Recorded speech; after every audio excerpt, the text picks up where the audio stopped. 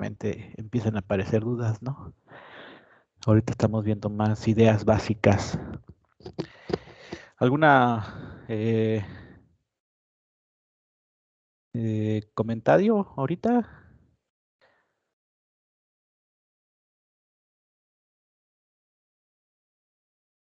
Creo que no. Alguien nada más dime, sí estamos aquí. Yo sé que están ahí, pero... Sí estamos, profe. Sí, profe, aquí está. Muy bien, pues entonces la idea otra vez, ¿no? Manifestando las ideas clave del curso es que el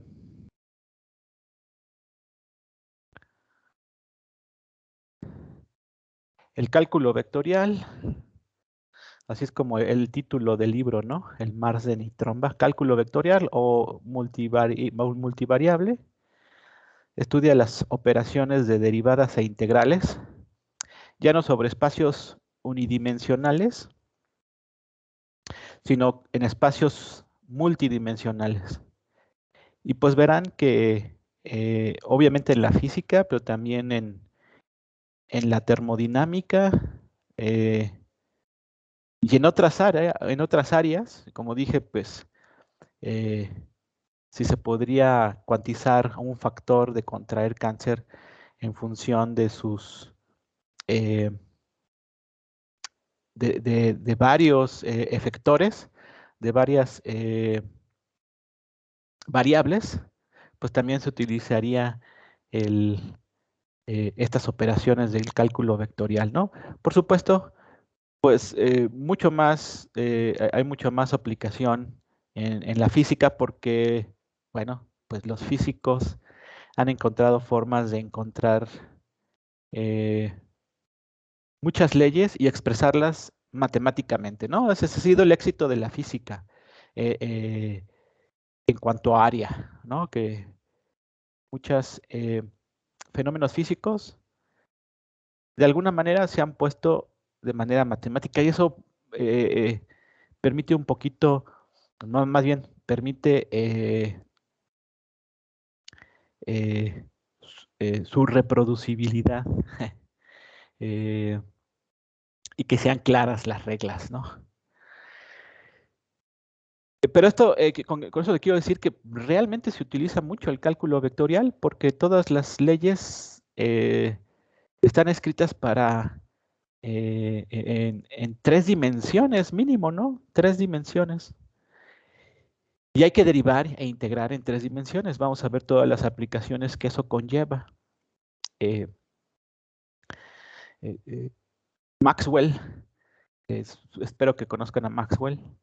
Si vieron la de Cosmos, ¿no? Esa, bueno, la antigua era de Carl Sagan, pero ahora es de este cuate que se me olvida su nombre. La serie de Cosmos menciona a Maxwell. Maxwell leyó el trabajo de Faraday. Faraday hizo muchos experimentos, ¿no? De cómo la electricidad de alguna manera se relacionaba con el magnetismo que aquel entonces conocían y el clásico experimento de la bobina enrollada y luego vino Ampère también. Y fue Maxwell, o sea, para tratar de darle alguna teoría fundamental a las observaciones de Faraday, fue Maxwell uno de los, porque hubo varios, claro, de los que trató de encerrar esto en expresiones matemáticas y él mismo fue uno de los que contribuyó al cálculo vectorial, pero la justificación era construirlas para poder explicar los fenómenos que Faraday y otros habían observado, ¿no? Entonces, ese fue uno de varios. Laplace estudiaba, como muchos en aquella época, ¿no? Estudiaban cuerpos celestes y los cuerpos celestes eran esferas. Y entonces había que hacer muchas operaciones sobre cuerpos esféricos, pues Laplace se inventó algo que se llama las coordenadas esféricas, ¿no? Muchas veces se utilizaban las coordenadas cartesianas Coordenadas cartesianas por aquí, coordenadas cartesianas por acá. Y vamos a ver que se pueden utilizar coordenadas cartesianas, o sea, el espacio seccionado en rectangulitos, para trabajar cuerpos esféricos. Sí se puede. Se puede ajustar de alguna manera rectas a curvas. Lo hacemos con la regla de Pitágoras, no hay más. No es demasiado difícil algunas veces. Pero Laplace inventó lo que ya se llama coordenadas esféricas y en espacios tridimensionales. Entonces, eso facilitó muchas operaciones, ¿no? Tratar de inventar matemáticas para calcular cosas físicas, en este caso, cosas sobre objetos esféricos. Pues vamos a inventarnos matemáticas esféricas, ¿no? Que es la coordenada esférica y nos hacemos la vida más fácil. Entonces, ahí les ponía algunas aplicaciones, las leyes de las físicas se escriben hasta ahora en términos de campos vectoriales, ¿no? Por eso su importancia. Ah, espérenme, ¿qué pasó? Ah, sí. Eh, se escriben en términos de campos vectoriales. Ya les decía del caso de una partícula cargada. Digamos, para darnos idea de esta emanación del campo eléctrico, de alguna manera una emanación radial, pues se pinta con flechitas hacia afuera, para el caso de cargas positivas. Entonces esas flechas ya vimos que es un campo vectorial, porque tú puedes poner flechitas colocadas en un espacio de 3 dimensiones, ¿no? O en el caso del imán, que tú puedes poner flechitas para dar idea de cómo, hacia dónde fluye algo que llamamos esto del campo magnético, ¿no? Pero no son las únicas aplicaciones en mecánica de fluidos, en mecánica, hay algo que se llama mecánica de fluidos. Se utiliza muchísimo el cálculo vectorial. Pongan ustedes que tienen, digamos, este es un problema biofísico, tienen una superficie donde tienen una célula. La célula no es un objeto geométrico primitivo. Podrías decir que es como si fuera una semiesfera, pero bueno, es algo más complejo, ¿no? Y vamos a suponer que esta célula está dentro de un canal, sea un canal biológico, sea un canal construido en el laboratorio, como sean, y hay una corriente de flujo, hay una corriente de flujo, como si fuera un río.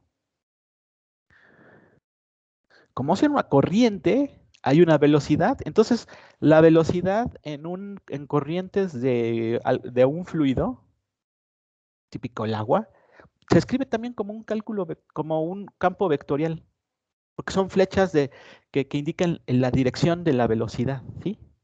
Entonces, por ejemplo, si ustedes quisieran calcular la fuerza total que siente la célula por el flujo de líquido, o sea, aquí cuando se meten ustedes a un río, y digamos, están sostenidos en una rama, pero están sintiendo la fuerza de la corriente. Si ustedes quisieran calcular cuál es la fuerza total, neta, que impone el flujo a ustedes, pues tendrían que hacer cálculo vectorial. Sí, porque tienen que hacer integrales sobre campos vectoriales, ¿no? Para saber la fuerza neta. Esta fuerza de arrastre se le llama, porque el flujo los trata de arrastrar y ustedes no se dejan. Eh, entonces, también se utiliza mucho, por supuesto, esto.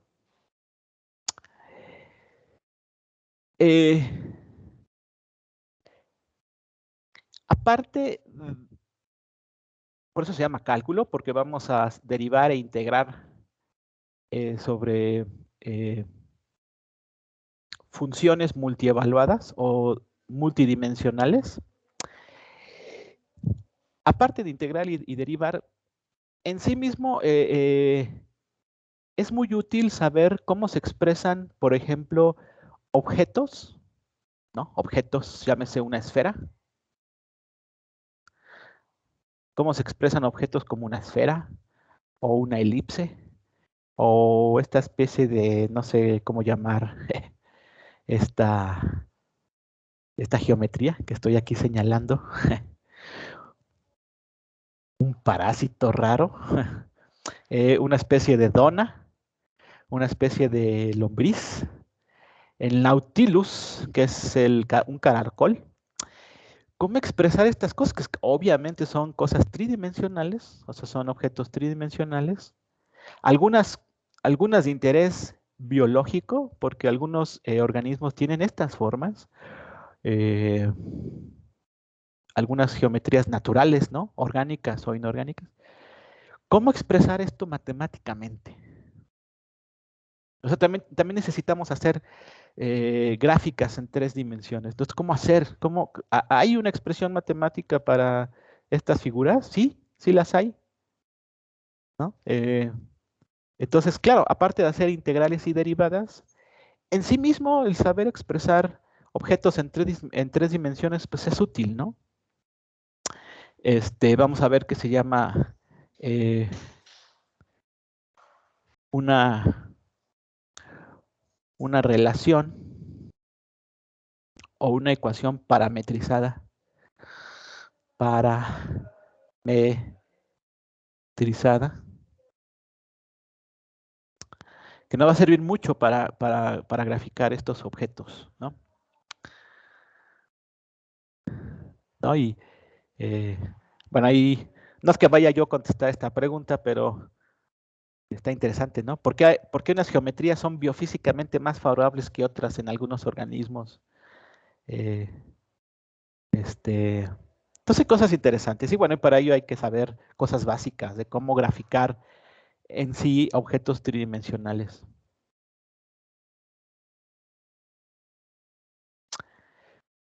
Para entender fenómenos ópticos, la óptica pues es la electricidad y magnetismo unidas, ¿no? Entonces, en términos estrictos, el área de electromagnetismo, que son efectos ópticos, pues es campos vectoriales también. La propagación de luz en objetos translúcidos, en objetos eh, transparentes, en objetos semitransparentes, etcétera, etcétera. Todo es a veces y en muchas ocasiones, en otras se puede hacer cosas más simples, pero en muchas ocasiones se tiene que trabajar con expresiones del cálculo vectorial, ¿no? Por ejemplo, hay un fenómeno que más adelante en la carrera, espero que obviamente ya estén aquí, van a ver que hay un fenómeno que se llama atrapamiento óptico. Que si tú tienes si tú tienes una particulita pequeñita, pequeñita, del orden de una micra de diámetro, y tú la irradias con luz de una cierta forma, básicamente enfocas la luz en este objeto de una manera, la enfocas, haces que muchos rayos pasen por ella, se observa un fenómeno de atrapamiento óptico, es decir, con luz tú puedes atrapar en el espacio objetos microscópicos, se llama atrapamiento óptico. Y bueno, para manejar esto de alguna manera se utiliza cálculo vectorial.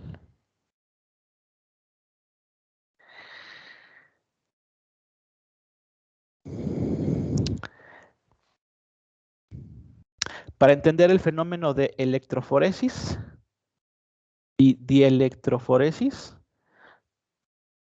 en ocasiones también utilizas el cálculo vectorial, por supuesto. Yo sé que están muy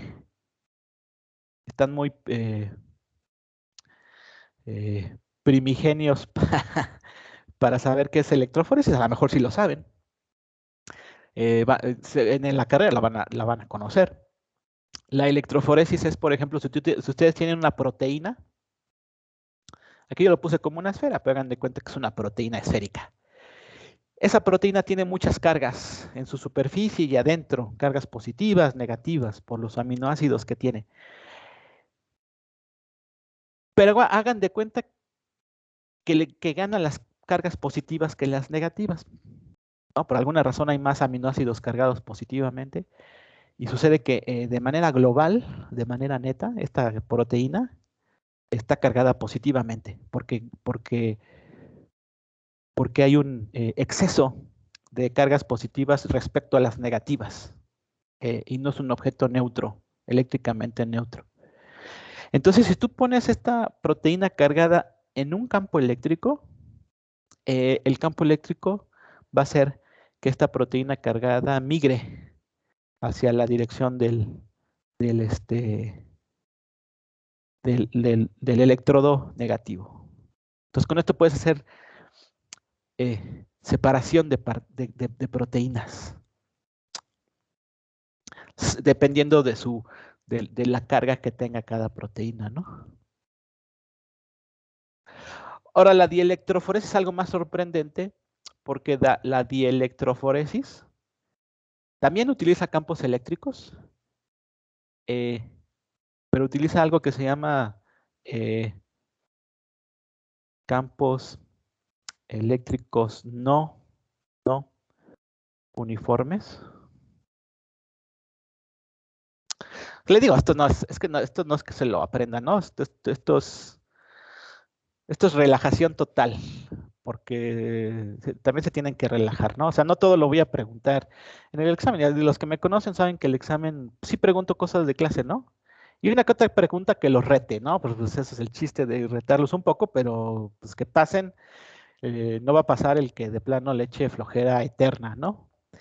Pero pues también se pueden relajar y un poquito de cultura general. Por ejemplo, un campo eléctrico uniforme es un campo eléctrico que su campo vectorial si pintamos todas las flechitas que simbolizan la dirección del campo eléctrico, pues todos están hacia el mismo, todos están hacia la misma dirección. Por ejemplo, hacia la derecha. Ese es un campo eléctrico uniforme. Un campo eléctrico no uniforme es un campo eléctrico que tenga líneas de campo eléctrico que se curven, por ejemplo, que se curven. Hay maneras de producir estos campos eléctricos. Bueno, sucede que si tú tienes una partícula, esto es una partícula. Mi decir, vean que partícula me refiero a algo, ¿no? No estoy diciendo si esa partícula es esférica, si es una proteína, si es un coloide, si es una partícula viral, si es una bacteria. Es algo muy sui generis, ¿no? Mi connotación de partícula. Pero ahí hay algo, partícula. Fíjense, en la dielectroforesis, lo sorprendente es que aunque la partícula sea neutra, o sea, neutra no significa que no tenga carga. O sea, sí puede tener carga. Lo que pasa es que tiene igual cargas positivas que negativas. Entonces, de manera global, esa partícula es neutra. Lo sorprendente de la dielectroforesis, decía, es que estas partículas, aunque sean neutras, sí se pueden manipular en un campo eléctrico no uniforme. Y tú puedes separar partículas en campos eléctricos no uniformes. Ahora, dependiendo de algo que se llama la permitividad eléctrica, pero eso es otro business. Así, por ejemplo, se ha demostrado que se pueden separar los glóbulos rojos de la sangre por dielectroforesis. Y todo eso utiliza campos eléctricos y los campos eléctricos son campos vectoriales. Entonces se utiliza el cálculo vectorial. Si tú quieres graficar algo aquí, calcular algo aquí, por ejemplo, ¿cuál es la fuerza con que es arrastrada esta partícula por los campos eléctricos, ya sean uniformes o no uniformes? Pues necesitan saber Cálculo vectorial, ¿no?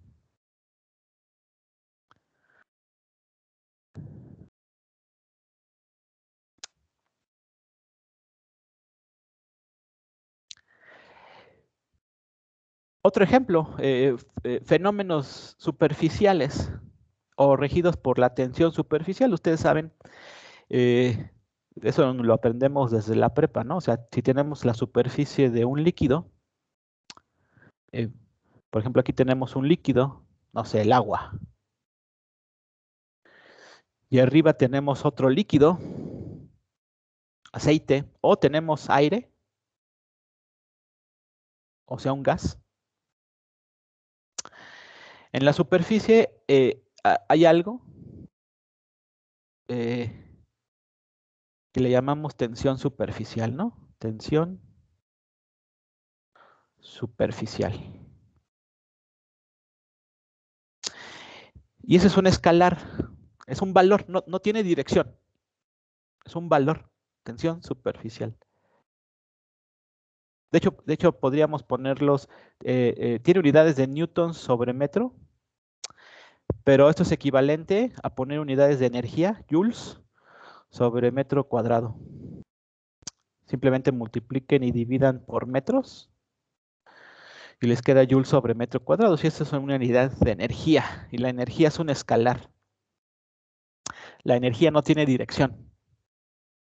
Al contrario de la fuerza, ¿no? La energía no tiene dirección. Entonces hay una cierta energía superficial repartida aquí en la interfase. Ella es, si llevan un curso de fenómenos interfaciales, pues se explica por qué, ¿no? Ay, el rollo de la interacción entre moléculas, etcétera, etcétera. Pues ahí hay una energía interfacial. Bueno, sucede que si tú calientas, por ejemplo, de este lado, el líquido, tú calientas,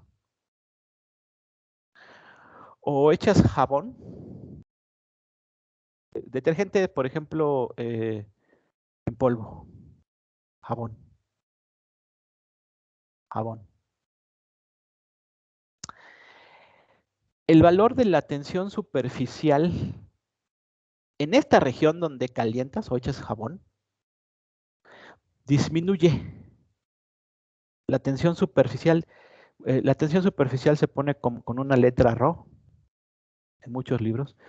Entonces, la tensión superficial acá es un valor y acá va a ser menor, menor. Eso tampoco lo voy a explicar por qué, pero cuando tú calientas o echas jabón, la tensión superficial disminuye. Y como tú tienes una región de mayor tensión superficial, porque acá sigue estando frío y no tiene jabón, es el agua pura, digámoslo. Entonces aquí tienes una alta tensión superficial y aquí tienes una baja tensión superficial. Esto hace algo que le vamos a llamar gradiente. Un gradiente de un valor escalar. Porque en una región tiene un valor. En una región en el espacio tiene un valor. Pero en otra región en el espacio tiene otro. Entonces se crea un gradiente. Un gradiente. Que apunta hacia la dirección. Apunta hacia la dirección de mayor tensión superficial. Pero fíjense, aquí ya estoy poniendo una flecha. Porque estoy poniendo la dirección desde donde hay poca tensión superficial hasta donde hay la tensión superficial original del líquido puro. Y esa flecha ya es un campo vectorial. Y de hecho va a producir un flujo. Esto es clásico ver en los experimentos donde tienes agua y echas jabón. De pronto es como el jabón se extiende. Si nadie ha visto eso, vean un video en YouTube. Esos son por los gradientes de tensión superficial. Entonces, ¿cómo de un escalar, al tener un gradiente, produces un campo vectorial? Entonces, vamos a ver las herramientas para estudiar eso.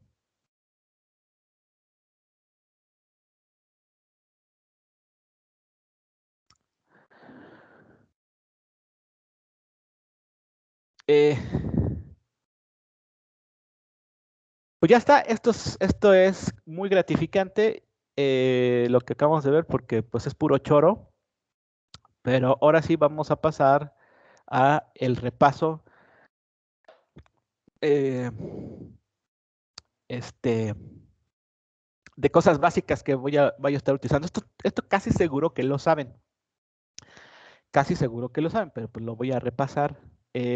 La forma de dar mi curso de cálculo vectorial es un poco diferente.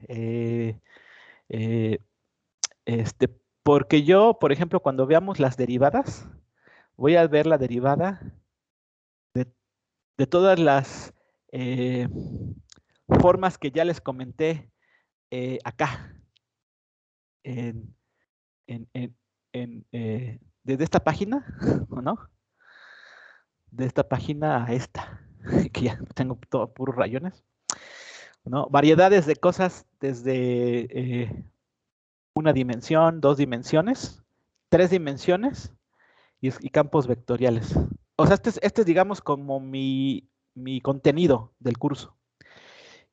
Y entonces, cuando veamos derivadas, vamos a ver las derivadas de todas estas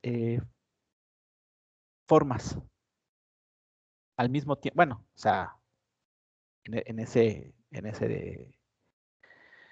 tema. Y luego, cuando vamos integrales, vamos a ver las integrales de todas estas formas, ¿no?